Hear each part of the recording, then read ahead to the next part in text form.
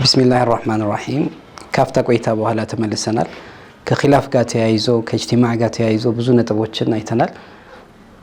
የኺላፍ አይነቶች የተለያዩ የኺላፍ አይነቶች ይኖራሉና እክትላፍ በምን አይነት መልኩ ልንረዳው እንችላለን? አይነቶቹ طيب الحمد لله وبعد እንደሚታወቀው ስለ አንድ ነገር አይነቶች ስናወራ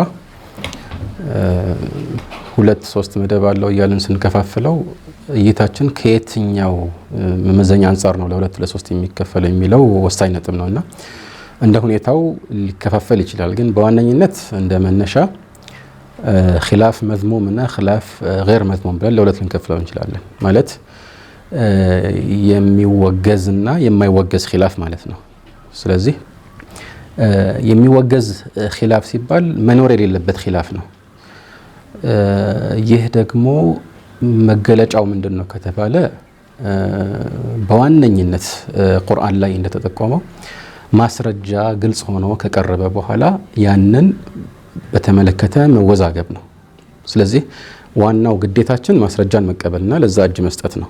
ግን ይሄ ግልጽ የሆነ ማስረጃ ከመጣ በኋላ መወዛገብ ይሄ ራሱን የቻለ መዝሙም ወይም የተወገዘ ኺላፍ ያደርገዋል። አላህ ሱብሓነሁ ወተዓላ መለያየትን ከከለከለ በኋላ ወላ ተኩኑ ከለዚነ ተፈረቁ ወእኽተለፉ ሚን በዕድ ማ ጃአሁሙል በይናት ነው ያለው። ዝም ብሎ አትለያዩ ብቻ አይደለም። ግልጽ የሆኑ ማስረጃዎች ወይም አንቀጾች ከመጡላቸው በኋላ እንደተለያዩ ሰዎች አትሁኑ አለ። ስለዚህ ግልጽ ማስረጃ ከመጣ በኋላ መለያየት አይፈቀድም የሚለውን ያስገነዝበናል ማለት ነው። ሌሎች ቦታዎችም ላይ صحيح ይሄኛውም ራሱ ግልጽ ማስረጃ ከመጣለት በኋላ አሁን እንዳልከው የተለየ መንገድ መመረጡ በጣም ከባድ ዛቻ የመጣበት ነገር ነው። ወመን ይሻቂቅ الرسول من بعد ما تبين له الهدى መመሪያው ግልጽ ከሆነለት በኋላ መልእክተኛውን የሚጻረር ማለት ነው። እና ብዙ ሰዎች ይህን መጻረር ያው እንደ ኺላፍ አይቆጥሩትም። ያው ጥፋት ያጠፋ ብቻ ማለት ይመስላቸዋል። ግን ኺላፍ የሚለውን ቃል አሁን የተወገዘ እንደሆነ ስንገልጽ ማለት የተወገዘውን የኺላፍ አይነት ስናወሳ ጥፋት መፈጸም ነው በሌላ በኩል የሚለውን ያስገነዝበናል። እና ሌላ ቅድም የጠቀስኩትን አንቀጽ ይበልጥ በሚያብራራ መልኩ አላህ ሱብሓነሁ ወተዓላ ለምሳሌ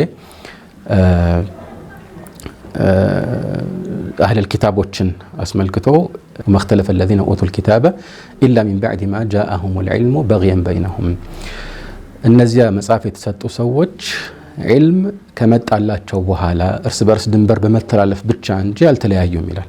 ስለዚህ ዒልም ከመጣ በኋላ የሚኖር መለያየት መገለጫው ምንድነው ከተባለ በጊ ነው ማለት አንዱ ሌላው ላይ ድንበር በማለፍ የተነሳ የሚመጣ ነው ማለት ነው። ዞሮ ዞሮ ዋናው ይሄ ኺላፍ መዝሙ የምንለው መገለጫ ይሄ ነው ሲባል ርዕሱ የትኛውም ርዕስ ሊሆን ይችላል ማለት ትልቅ የአቂዳ ርዕስ ሊሆን ይችላል፣ ከዛም ያነሰ ሊሆን ይችላል።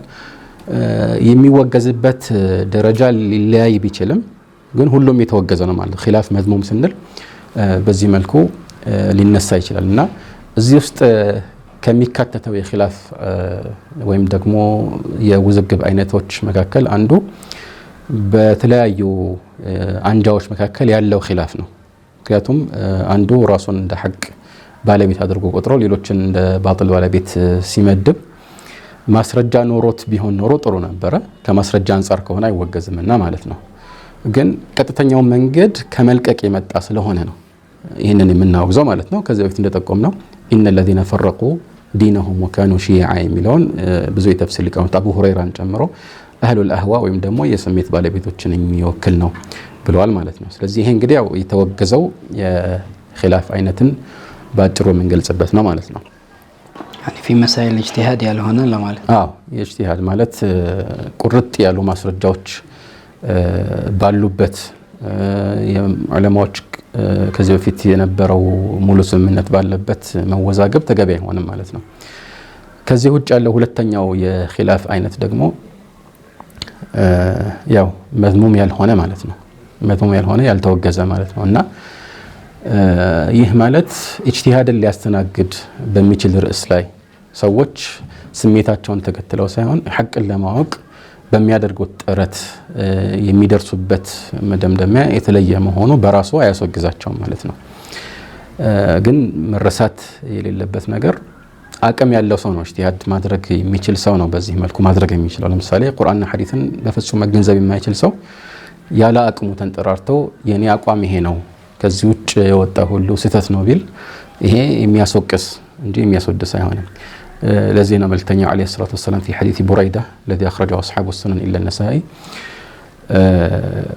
ቃዲ የሆነ ወይም የሚፈርድ ሰው ሶስት አይነት እንደሆነ ገለጸ። القضاة ثلاثة ይላሉ እና واحد في الجنة واثنان في النار አንዱ የጀነት ነው ሁለቱ የእሳት ናቸው አሉ።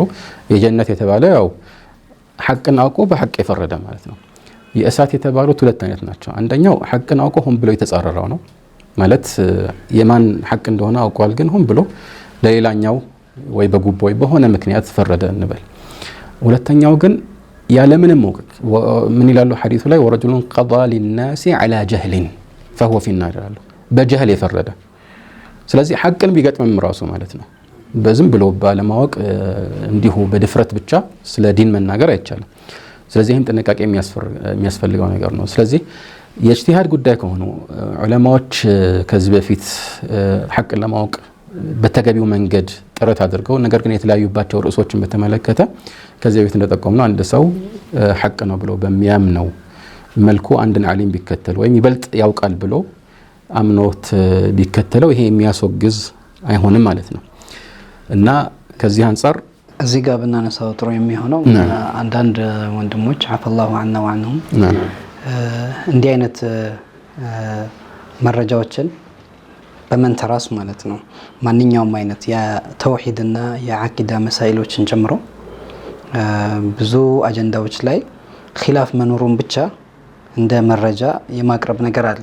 ይሄማ ኺላፍ አለ እገሌ እንዲህ ብሏል እገሌ እንዲህ ብሏል። ስለዚህ ወጥ የሆነ አቋም እንዳይኖር ሁሉም ሰው የፈለገውን መከተል ይችላልና እንደ ምርጫ አድርጎ የማሰብ ነገር አለ። ይሄ እንዴት صحيح ይህ አንዱ ትልቁ መነሻው ያው የኺላፍን ደረጃ አለማወቅ ነው። ዑዝር የሚሰጣጡበት የኺላፍ አይነት አለ እንደዛ ያልሆነ አለና ይህን አለመለየት ነው። ኺላፍ ሁሉም አንድ ደረጃ ላይ ያለ አይደለም። ሁሉም ዑዝር የሚሰጥበት ወይም ደግሞ ይቅር ተባብለን የምንተላለፍበት ላይሆን ይችላል። وليس كل خلاف جاء معتبرا إلا خلافا له حظ من النظر ይላሉ። ሁሉም የተወሳ ወይም የተዘገበ ኺላፍ ሁሉ ቦታ የሚሰጠው አይደለም። ግን ልንቀበለው የሚገባ በእጅቲሃድ ላይ የተመሰረተ ኺላፍ ሲሆን ብቻ ነው የምናስተናግደው ማለት ነው። እና ይህ አካሄድ አሁን የጠቀስከው አካሄድ አንዱ ችግሩ ምንድነው?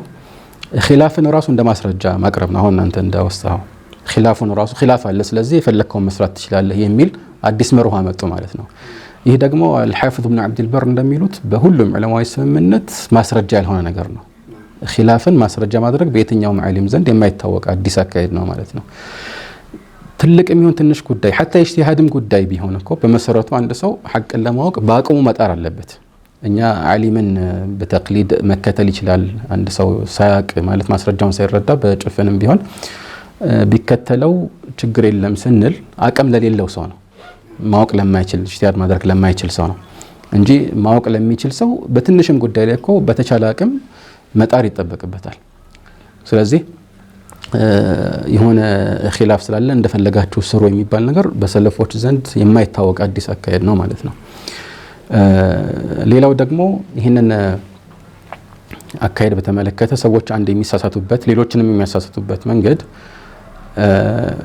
ኺላፍ ስላለ በዚህ ኺላፍ ውስጥ ለምሳሌ የፈለግነውን መምረጥ ብንችል ኖሮ ራሱ ኺላፍ በሌለበት ጉዳይም ራሱ እንደ ኺላፍ ቆጥረን ወይም ሚዛን ላይ የማይሰቀለውን ኺላፍ እንደ ኺላፍ ቆጥረን በዚያም ላይ የፈለግነውን እንምረጥ ማለት አይደለም።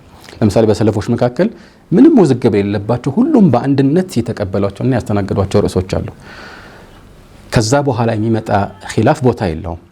ይሄ እንዲያውም ሊብራራ የሚገባ አንድ ነጥብ ነው ብዙ ሰዎች የሚሰጡት ማለት ነው። እና ኺላፍ ሲባል በመሰረቱ ኢጅማዕ የሌለበት ነገር ነው ኺላፍ የሚባለው።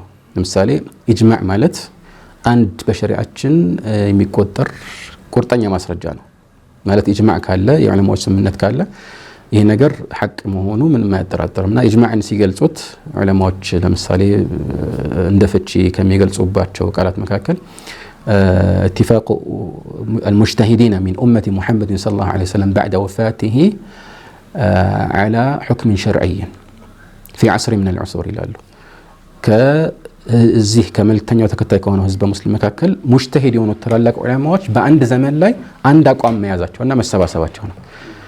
ለምን? ምክንያቱም በአንድ አቋም ላይ ካሉ ሐቅ መሆኑን ያሳያል። ለምን? ምክንያቱም ይህ ህዝበ ሙስሊም በባጢል ላይ ከመሰባሰብ የተጠበቀ ነው። መልእክተኛው እንደተናገሩት ቅድም በጠቀስነው አንቀጽም ላይ ومن يشاقق الرسول من بعد ما تبين له الهدى ويتبع غير سبيل المؤمنين ከሙእሚኖች መንገድ ውጭ ሌላን የሚከተል ሲል ሙእሚኖች በአንድ ዘመን ላይ አንድ አቋም ይዘው ሌላ አቋም መከተል ከሐቅ መውጣት እንደሆነ ያሳየናል ማለት ነው። ስለዚህ ይሄ ኢጅማዕ በሆነ ዘመን ከተገኘ ዑለማዎች ከተስማሙ ከዛ በኋላ የሚመጣው የተቃረነው አቋም ሁልጊዜ ሐቅ ሊሆን አይችልም፣ ከዚያ ጋር ስለሚጋጭ ማለት ነው። የሚጋጩ አቋሞችን ሁለቱንም እንደ ሐቅ መውሰድ አንችልምና ስለዚህ በዚህ መሰረት ቅድም እንዳልነው በሰለፎች ዘመን ለምሳሌ በአንድነት የተረጋገጠው እውነታዎችን አይ ሌሎች ርዕሶች ላይ ሰለፎች ተወዛግበው በይቅርታ ተላልፈዋል፣ ስለዚህ እዚህም ላይ በይቅርታ እንተላለፍ ብሎ ቅያስ ማድረግ አይቻልም። በዚህኛው ላይ እነሱ እንዳደረጉት በስምምነት ማለፍ ይገባል ነበር። አይ አልፈልግም ብሎ የራሱን አቋም ያስተናገደ ሰው እሱ ነው አፈንግጦ የወጣው ማለት ነው። ስለዚህ የሆነ ጊዜ የተከሰተን በሆነ ውስን ርዕስ ላይ የተከሰተን ኺላፍ በሁሉም ርዕስ ላይ እንዲሰራ ማድረግ አይቻልም። ወደፊት ኢንሻአላህ እንደምናየው አላህ ነገሮችን ሁሉ በውዝግብ ረገድ እንደፈለገ ሰው የፈልገው እንዲመርጥ መብት አልሰጠንም። የተለያዩ ማስረጃዎች ይህ ትክክል እንደሆነ ያሳያሉ ማለት ነው። ጀዛከላሁ ኸይራን። ምናልባት በምሳሌ ነገሮች የበለጠ ግልጽ ይሆናሉና ከኺላፍ ወይም ከተወገዘ የኺላፍ አይነት እንደ ምሳሌ ልናየው የምንችለው በተለይ ደግሞ የተለያዩ አንጃዎች በእስላም ውስጥ መነሳታቸው አንዱ ላይ ተጸራሪ ነገር ይዞ መጓዙን እንዴት ይታያል ከዚህ አንፃር? ናም ከዚህ በፊት እንደጠቆምነው ያው አላህ Subhanahu Wa Ta'ala ሐቅን ግልጽ አድርጎ አስረድቶናል።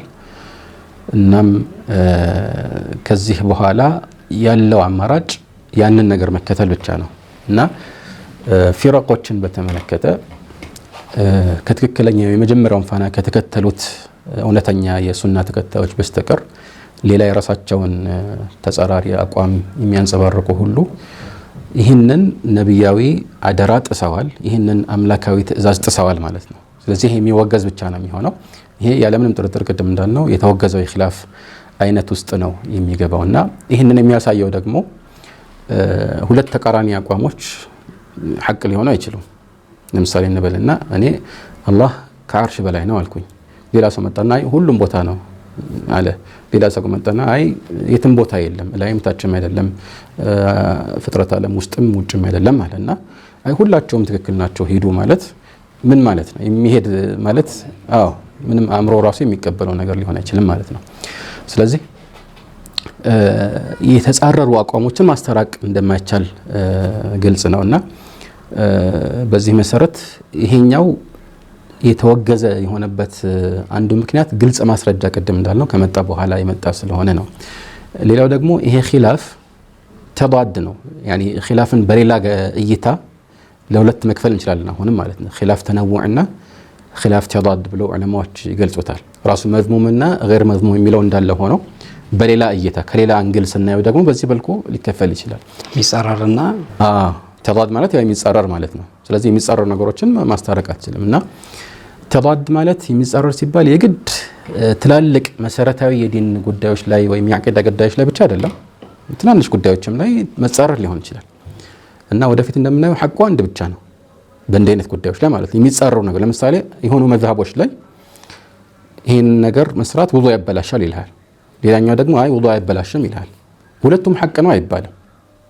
አላህ ዘንድ ሐቁ አንድ ነው።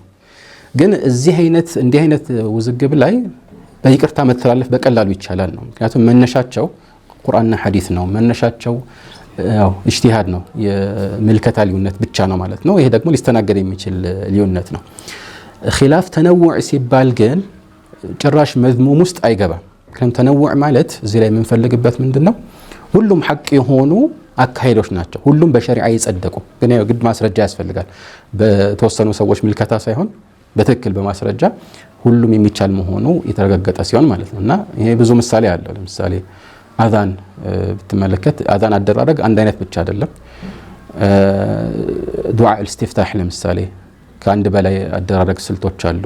ሶላት الخوف አሰጋገድ በሐዲስ ራሱ ወደ 6-7 አይነት አሰጋገዶች ተዘግበዋል። እና የቁርአን አቀራሮችን ዛሬ ብንመለከት ሁሉም ሐቅ ነው፣ ከመልእክተኛው የተረጋገጡ ናቸው። ይሄ ተነውዕ ነው። ስለዚህ ሁሉም የሚፈቀዱ ናቸው ማለት ነው። ስለዚህ ተዳድ ስለሆነ የግድ ይወገዛል ማለት አይደለም።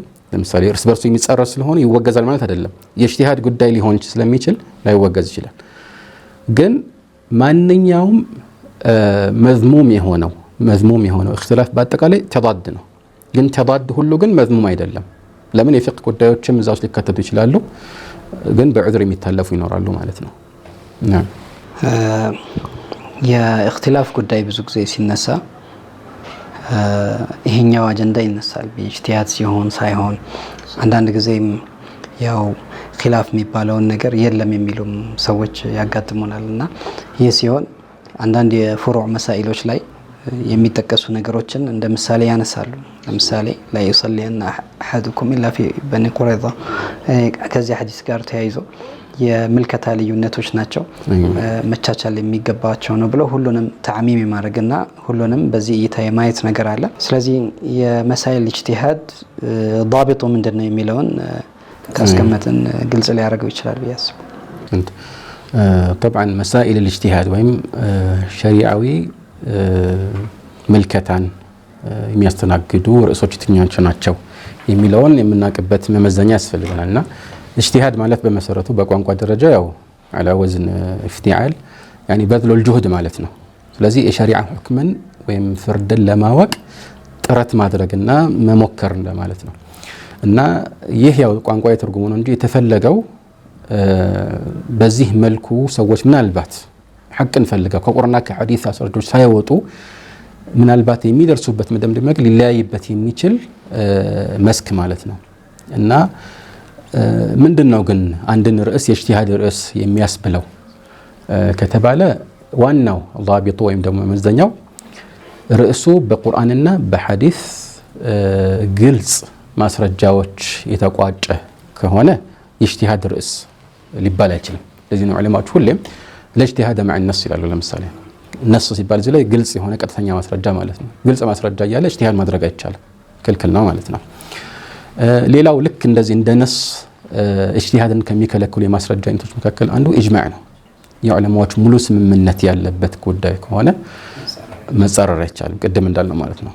ሐታ ዑለማዎች ከምን አንጻር ተስማሙ፣ የተስማሙበት መነሻ ማስረጃ ምንድነው የሚለውን አንሰው ባያቅ እንኳን ይህ የዑለማዎች ስምምነት መኖሩ ብቻ ከኢጅቲሃድ እንዲቆጠብ ያደርገዋል ማለት ነው። ይሄ ሁሉም ሊያውቀው የሚገባ ርዕስ ነው።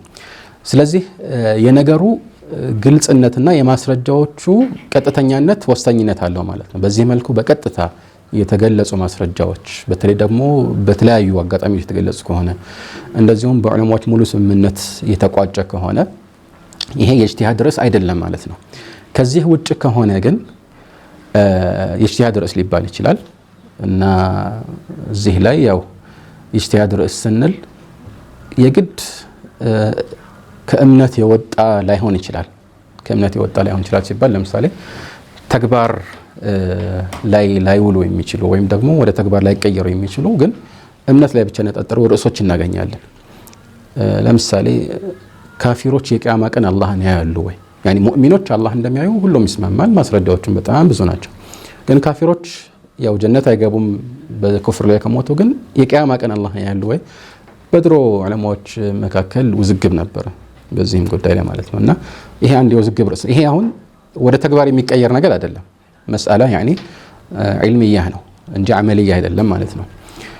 መልክተኛው አላህን አይተዋል አላዩም ፊ ሌሊቱል ሚዕራጅ እንደዚህ ውዝግብ አለ ማለት ነው። እና እንዲህ አይነት ነገሮችም ቢሆኑ የቀደሙ መመዘኛችን ውስጥ የሚገቡ ከሆነ አሁን ኢጅቲሃድ ርዕስ ሊሆኑ ይችላሉ።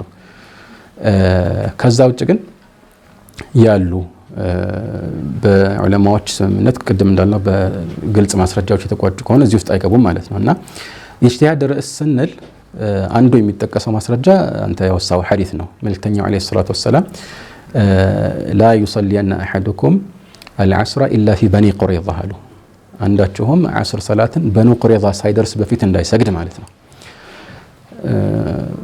በዚህ ላይ የተከሰተው ምንድነው? ሰሐቦቹ በዐስር ወቅት ውስጥ የተባለው ቦታ የበኒ ቁረይዛ መንደር መድረስ አልቻሉም፣ ዘገዩ ማለት ነው።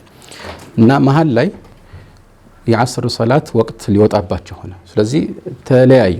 የተወሰኑት መልእክተኛው እዛ ካልሆነ እንዳትሰግዱ ብለዋል። በቃ ቀጥተኛውን ንግግር ወሰዱ ማለት ነው። የተወሰኑት ደግሞ መልእክተኛው እንደዚህ ያሉን ቶሎ እንድንሄድ ነው ማለት ለዓስር እዛ እንድንደርስ ነው እንጂ ሰላት አሳልፉ ለማለት አይደለም። እና የተወሰኑት ያው እዛ ሰገዱ፣ የተወሰኑት አሳልፈው ሰገዱ። ወቅቱ ራሱ አልፎባቸው አምሽተው ነው እዛ ደርሰው የሰገዱት ማለት ነው። እና መልእክተኛው አለይሂ ሰላቱ ሰላም ይሄንን ሲሰሙ አንዳቸውንም አላወገዟቸውም። ምንድነው ሐዲስ ነው فلم يعنف واحدا منهم ይላል። አንዱንም ቡድን መልእክተኛው አላወገዘውም። ለም يعنف ነው ያሉት፣ ግልጽ ነው። እና ብዙ ሰዎች ይሄንን ለምን ያመጡታል? ያው የግንዛቤ ልዩነት እስካለ ድረስ መልእክተኛው አንዱንም እንዳላወገዙት እኛ ማንንም ማውገዝ የለብንም የሚል አይነት መደምደሚያ ላይ ይደርሳሉ። ይሄ ግን በሁሉም ካራል ሙንከር የሚባለውን ነገር ወደ መተው የሚያስኬድ በሁሉም ርዕስ ላይ ተግባራዊ የምናደርገው ከሆነ እንግዲህ ሐቅና ባጢል የሚባለው ሊጠፋ ነው። አላህ የነገገው ትልቁ ሻዒራ ሚን ሻዓኢር الاسلام الامر بالمعروف والنهي عن المنكر በጥሩ ማዘዝ ከመጥፎ መከልከል ሊቀር ነው ማለት ነው። ይሄ ደግሞ ላዚሙ ወይም ከዚህ ተከትሎ የሚመጣው እንድምታ ስተት ከሆነ መነሻው ራሱ ስተት እንደሆነ ያሳየናል ማለት ነው። እና ሐዲሱን ስናብራራው ግን نعم ይሄ የእጅቲሃድ ርዕስ ነው ማለት ማንም ሰው ሁለት አይነት ግንዛቤ ሊያሳድርበት የሚችል ጉዳይ ነው። መልእክተኛው ይሄን የተናገሩት ከምን አንፃር ነው የሚለው እንዳለ ሆኖ ማለት ነው። እና እዚህም ላይ ግን መረሳት የሌለበት ሐቁ አንደኛው ቡድን ላይ ብቻ ነው ያለው። አንደኛው ቡድን አግኝቶታል፣ አንደኛው ተሳስቷል ማለት ነው። ነገር ግን ሐቅን ፈልገው የተሳሳቱ ሰዎች አንድ አጅር አላቸው፣ ያገኙት ደግሞ ያው ሁለት አጅር ይኖራቸዋል ነው። እና ትክክለኛው ደግሞ ብዙ ዑለማዎች የደገፉት የሰገዱትን ሰዎች ነው ሰላት ሳያሳልፉ። ለምን የመልእክተኛው ትእዛዝ ላይ የተፈለገበት ያው ቶሎ እንዲደርሱ ስለሆነ ማለት ነው። እና ስለዚህ ኢጅቲሃድ ያደረገ ሁላ ሐቅ ላይ ነው እውነትን አግኝቷል ማለት አይደለም። ለምን በተለያዩ አጋጣሚዎች መልእክተኛው አለይሂ ሰላቱ ሰላም ሐቅና ባጢል እንዳለ ገልጸውልናል። ኢጅቲሃድ ያደረገ ራሱ ምናልባት ወደፊት እናብራራ ይሆናል ሐቅን ወይ ይገጥማል ወይ አይገጥምም ነው። يعني عذر ሊሰጠው ይችላል፣ ጭራሽ عذر የማይሰጠው አለ። ቀደም እንዳልነው ያለ አቅሙ ኢጅቲሃድ ያደረገ እንዳልነው ማለት ነው። ግን ኢጅቲሃድ ያደረገውን ራሱ መልእክተኛው አለይሂ ሰላቱ ሰላም في حديث عمرو بن العاص في الصحيحين ምንድነው ያሉት? اذا حكم الحاكم فاجتهد ثم أصاب فله أجران وإذا اجتهد فحكم ثم أخطأ فله أجران. አንድ ሰው ኢጅቲሃድ አድርጎ ከፈረደ ከዛ ከገጠመ ሐቅን ከገጠመ ሁለት አጅር አለው። ሌላኛውስ ثم أخطأ አለው። ስለዚህ ኸጣእና ሰዋብ አለው ማለት ነው። ገብተዋል። ልክ ሌሎች ሁለት ሰሃቦች በሌላ አጋጣሚ ተየሙም ፍርዱ እንዴት እንደሆነ በደንብ ያኔ ሳያውቁ በፊት ውሃ ስላጣ አንደኛው መሬት ላይ ቅያስ አድርጎ እንግዲህ ተንከባለለ ማለት ውዱእ ስታደርግ ያው የተወሰነ ውዱእ አካላትን ታብሳለና ለጀናባም የምትታጠበው መላ አካልህን ከሆነ መላ አካሌን አፈር ላስነካ ብሎ ተንከባለለ። ሌላኛው ጭራሽ አልሰገደ። መልእክተኛው አለይሂ ሰላቱ ወሰላም ወይም ደግሞ አንደኛው ደገመ፣ ሰላቱን ደገመ ማለት ነው። እና ለአንደኛው ምንድነው ያሉት? አሰብተ ሱና ወአጅዘአትከ ሶላቱከ አሉ። አንደኛው ያልደገመውን ማለት ነው እንደዛ ያሉት። የደገመውን ደግሞ ያው ተሳስቷል የሚለውን እንገነዘባለን ማለት ነው። ስለዚህ የኢጅቲሃድ ርዕስን አስመልክቶ ዑለማዎች ለይተው ያስቀመጡት ያለ ምክንያት አይደለም። አንዳንድ ሰዎች የዑለማዎችን ንግግር ያለ ቦታ ያውሉታል፣ ወይም ቃሉን ራሱ አንዳንዴ ባልተገባ ቦታ ሊያውሉት ይችላሉ። ለምሳሌ ላ ኢንካረ ፊ መሳኢል ኢጅቲሃድ ይላሉ ዑለማዎች። በኢጅቲሃድ ጉዳይ ላይ መወጋገዝ የለም። መመካከር ሊኖር ይችላል፣ ሐቁ ይሄ ነው ብሎ መዋየት ሊኖር ይችላል። ግን ኢንካር እዚህ ላይ የሚፈለግበት በጠበቀ ቃና ማውገዝ ነውና ይሄ የለም አሉ። ግን ፊ መሳኢል ኢጅቲሃድ ነው መባል ያለበት እንጂ ፊ መሳኢል الخلاف ካለን አንዳንዶች ነው ላ ኢንካር ፊ መሳኢል الخلاف ይላሉ። الخلاف የሚለው ሙዕተበር በሆነ ኺላፍ ኺላፍ ሲባል አሁን ሰፊ ሆነ ማለት ነው። ሙዕተበር የሆነውንም ያልሆነውንም የሚያካትት ትልቅ ቃል ሆነ። ስለዚህ እዚህ ላይ እኛ ኢጅቲሃድ የምንለው ሙዕተበር የሆነውን ኺላፍ ነው እንጂ በሰፊ ሁሉንም ኺላፍ ላ ኢንካር ብንል የሚያስኬድ አይሆንም ማለት ነው። ለዚህ ነው ኢማም አህመድ ላ أعنف أحدا خالفني إن كان لكلامه وجه أو እንደዚህ መሰለ صحيح ነው። ስለዚህ ለንግግሩ ወጅህ ያለው ማለት የሚያስኬድ ከሆነ ማለት ነው መነሻ ያለው ከሆነ አላወግዘውም ነው። በብዛት መነሻ ያለው ሲባል ለምሳሌ በትክክል የቁርአንና የሐዲስን አንቀጾችና ያኒ የሐዲስ ማስረጃዎችን ተመርኩዞ ከግንዛቤ አንፃር ብቻ ከተሳሳተ ማለት ነው። ግን ለምሳሌ ቁርአንና የሐዲስን ሙሉ ለሙሉ ወደ ኋላ አድርጎ ዒልም الكلام ነው ዋናው የነከሌ ፍልስፍና ነው የሚያሳምነኝ በሚል ከሄደ ያ ዑذር የሚሰጠው አይሆንም ማለት ነው። የኺላፍ አይነቶችን በዚህ መልኩ አለያይተን ማየት ከቻለን እያንዳንዱ هل كل مجتهد مصيب اجتهاد ያረገ ሰው ሁሉ ትክክል ነው ይባላል ወይ የሚለውን ያየን ነበር። نعم ይሄ في الحقيقة አንዳንድ የኡሱል الفقه ኪታቦች ላይ የሚገኝ ገለጻ ነው። አብዛኛዎቹ ዑለማዎች አይቀበሉትም። እንዲያውም የሚጠቅሱት ያው ትክክል እንዳልሆነ ለመግለጽ ያህል ብቻ ነው። ግን አቡ ጠይብ الطبሪ እና ሌሎች እንደሚገልጹት ይሄ መሰረቱ ከሙዕተዚላዎች የተወሰደ ነው። እነሱ ኩሉ ሙጅተሂድ ሙሲብ የሚሉት ማንኛውም ኢጅቲሃድ ያደረገ ሰው ሁሉ ሙሲብ ነው ማለት ነው። እና ይህ في الحقيقة በጣም አደገኛ የሆነ አባባል ነው። ምክንያቱም ሁሉም ሰው ሐቅን ለመፈለግ ጥረት እስካደረገ ድረስ አላህ ዘንድ ያለውን ሐቅ ገጥሟል ማለት አላህ ዘንድ ውስን የሆነ ሐቅ የለም ማለት ነው። ከዚህ በፊት እንደተጠቀሙ ነው ዋናው አንተ ትክክል ነው ብለህ የምታምነውን ነገር መፈጸምህ እንጂ የሆነ ሚዛን አምላካዊ የሆነ ሚዛን የለም። ዋናው አንተ የፈለከውን ነገር ትክክል ነው ብለህ ማመንህ ብቻ ነው ወደሚል ሁሉም ነገር ሰብጀክቲቭ ሆነ ማድረግና መሰረት የሆነ ለሁሉ ሚዛን የሆነ ኦብጀክቲቭ የሆነ እውነታ እንደሌለ እንዲቆጠር ያደርጋል ማለት ነው። እና በጣም አደገኛ አባባል ነው። እዚህ ላይ አንድ ሊጠቀስ የሚችል ተውፊት አለ። አቡ ኢስሐቅ አልኢስፍራኢኒ የሚባሉ የኡሱል الفقه እና ሌሎች ዘርፎች ዓሊም አሉ። እንዲያውም በዕልም الكلام ራሱ የተካኑ ነበሩ። ያኒ ያ ከመሆኑ ጋር ግን ይህንን ንግግር አስመልክቷል። ኩሉ ሙጅተሂድ ሙሲብ የሚለውን አስመልክቶ ምን ይላሉ? القول بأن كل مجتهد مصيب أوله سفسطة وآخره زندقة ይላሉ።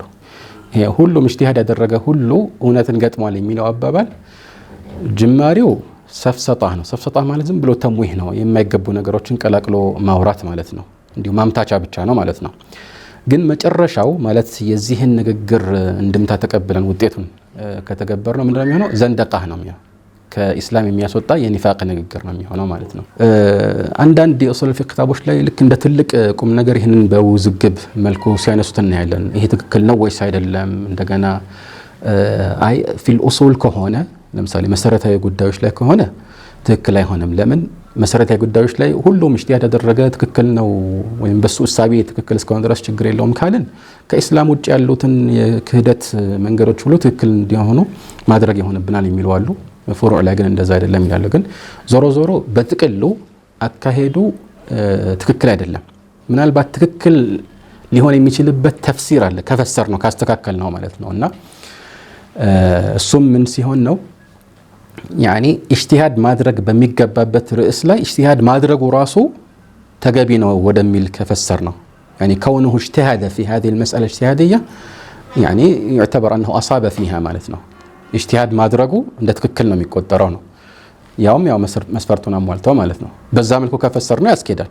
ግን ኢጅቲሃድ አድርጎም ሊሳሳት እንደሚችል ማወቅ ያስፈልጋል። ስለዚህ ባጭሩ ይሄ ውድቅ መሆኑን ከሚያሳዩ ማስረጃዎች መካከል የተወሰኑትን መጥቀስ እንችላለን ከጊዜያችን አንፃር። አንደኛ ለምሳሌ ቁርአን ላይ አላህ Subhanahu Wa Ta'ala ምንድነው ያለው? فماذا بعد الحق إلا الضلال ከሐቅ በኋላ ጥመት እንጂ ምን አለ ነው ያለው ቁርአን ላይ ማለት ነውና አንዳንዶች አይ ይሄ አላህ Subhanahu Wa Ta'ala ስለራሱ ሲገልጽ ነው فذلكم الله ربكم الحق فماذا بعد الحق إلا الضلال ነው ያለው።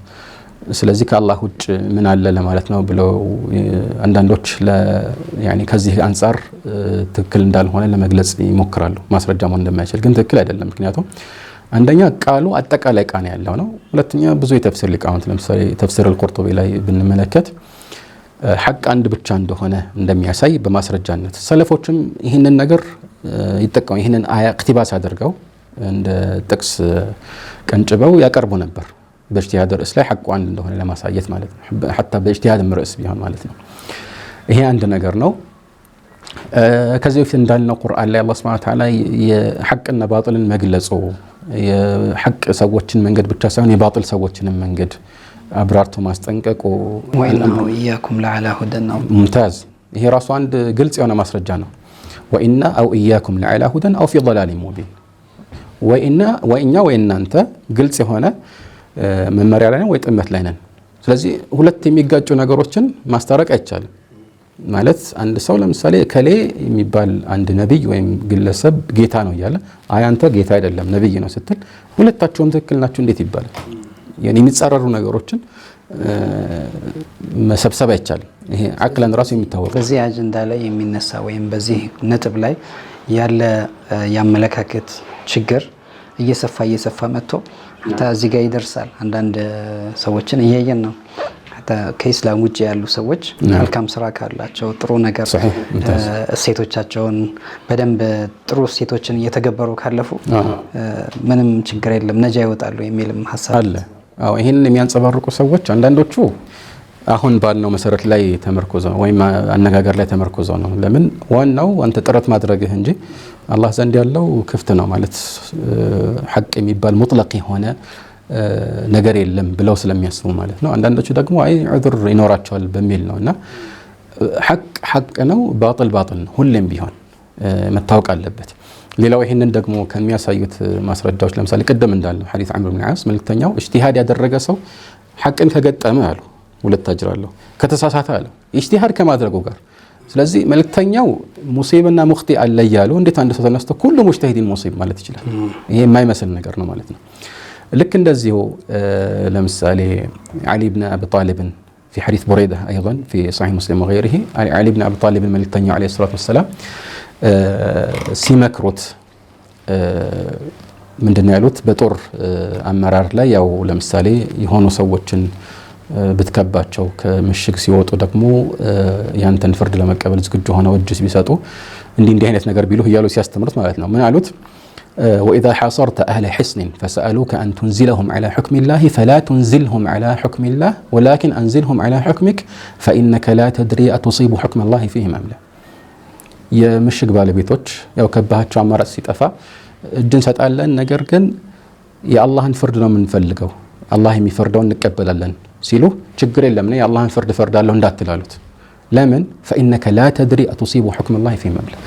የአላህን ፍርድ አንተ ትገጥማለህ አትገጥምም አታውቅም፣ ተሳስተህ ሊሆን ይችላል አሉ።